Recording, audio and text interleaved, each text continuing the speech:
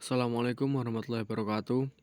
Perkenalkan, nama saya Ilham Habibisullah, NIM 6211419031.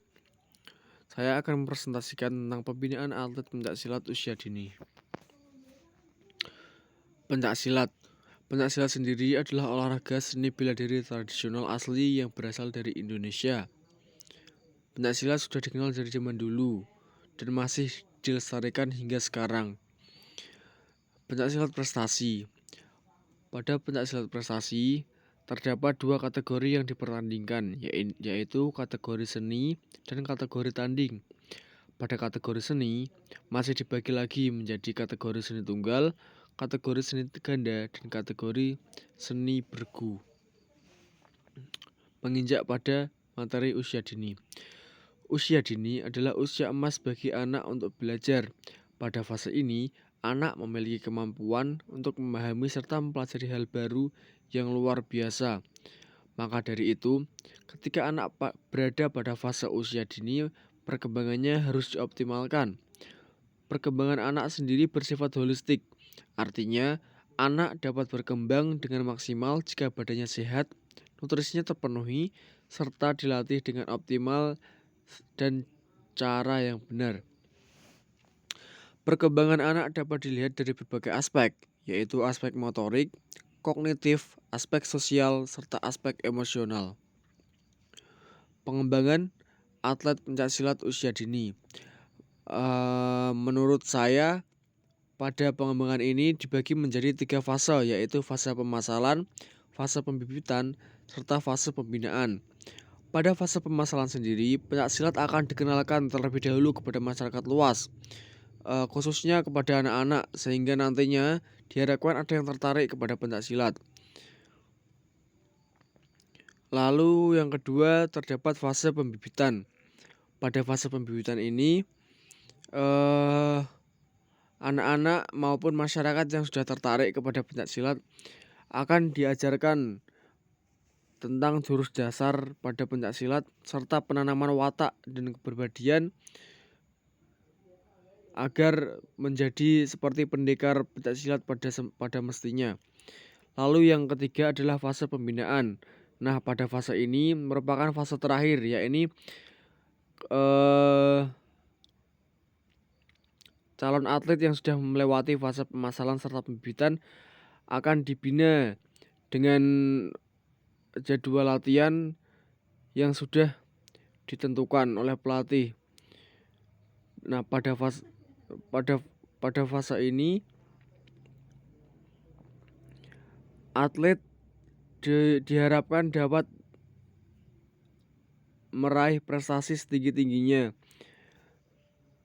karena sudah ditunjang dengan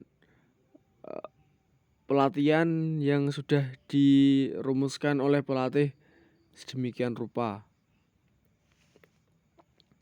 Nah, pada fase pemasalan bertujuan untuk memperkenalkan pencaksilat kepada masyarakat serta meningkatkan kebugaran jasmani.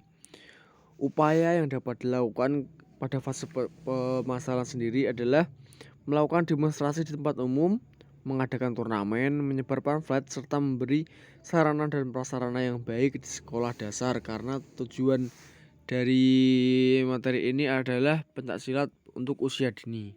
Maka yang dituju adalah sekolah dasar. Lalu pada fase pembibitan. Pada tahap ini, setelah anggota baru bergabung dengan pencaksilat akan diajarkan dasar dari gerakan pencaksilat serta penanaman watak sebagaimana harusnya atlet pencaksilat itu. Pada tahap ini pula terjadi seleksi, yaitu seleksi alami dan seleksi ilmiah. Nah, pada tahap ini pula terjadi identifikasi bakat yang terdiri dari beberapa tahap, yaitu fase pra-pubertas, fase pubertas, serta fase setelah terpilih menjadi calon atlet profesional. Nah, pada fase terakhir terdapat fase pembinaan. Pada tahap ini adalah tahap terakhir dari panjangnya seleksi yang telah dilakukan. Pada dasarnya, metode pembinaan pencaksilat usia dini berbeda dengan usia dewasa. Hal ini dikarenakan struktur tulang yang berbeda dengan orang dewasa. Latihan yang ditanamkan pada atlet usia dini biasanya didominasi oleh latihan dasar, latihan teknik, serta sedikit latihan fisik. Mengapa latihan fisik pada atlet usia dini ini hanya diperbolehkan sedikit? Karena ditakutkan jika terlalu banyak latihan fisik yang diberikan, pada masa depan perkembangan tubuh dari atlet tersendiri ditakutkan akan terganggu. Karena tadi kembali lagi, struktur tulang dari anak-anak usia dini itu berbeda dengan usia remaja maupun usia dewasa, yang mana masih sangat rentan terdapat maksud saya masih sangat rentan dari gerakan-gerakan keras. Nah, jadwal latihan yang saya rekomendasikan adalah pada hari pertama atau dalam hal ini hari Senin, diisi latihan dasar pencaksilat serta sedikit teknik pencaksilat. Pada hari kedua atau boleh juga ditaruh di hari Rabu, diisi latihan dasar serta diselingi dengan latihan fisik ringan seperti jogging. Pada hari yang ketiga dalam seminggu atau pada latihan ini saya taruh di hari Sabtu, diisi dengan permainan seperti bola, lempar tangkap bola, dan lain-lain. Hal ini kita tujukan agar anak tidak bosan serta tetap melatih selain menghindari kebosanan anak. Pada permainan bola juga melatih fisik anak secara tidak langsung, sehingga anak tidak terbebani dengan latihan fisik tersebut.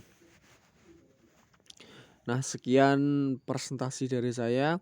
Jika terdapat kekurangannya, mohon untuk diberi masukan, dan jika ada kelebihannya,